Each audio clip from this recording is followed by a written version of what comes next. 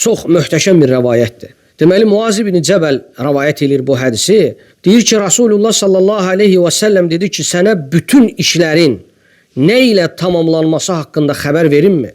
Yəni, bütün məsələlərin sonuc nöqtəsi olaraq, son nöqtəsi olaraq nə ilə tamamlanması barədə xəbər verimmi? Dedim ki, bəli ya Rasulallah, xəbər ver. Və bu zaman deyir, Rasulullah sallallahu aleyhi və səlləm deyir, dilini tutdu və dedi.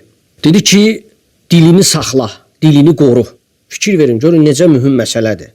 Səhabə deyir ki, Muaz ibn Cəbəl, Allah ondan razı olsun, deyir ki, ya Nəbiyyallah, ya Rasulallah, deyir, məyər deyir, biz hər danışdığımıza görə sorğu-sual olunacağıq. Baxın, Peyğəmbər sallallahu aleyhi və səlləm nə deyir? Anan səni itirsin ey Muaz. Məyər deyir, bütün insanların üzü üstə cəhənnəmə atılmalarına səbəb onların dilləri ilə qazandıqları deyilmi? Çox mühüm məsələdir. Ona görə insan çalışmalıdır, dilini daim xeyir sözlərə, xeyir ifadələrə alışdırsın. İnsan bilmir nə ilə nəticələnəcək.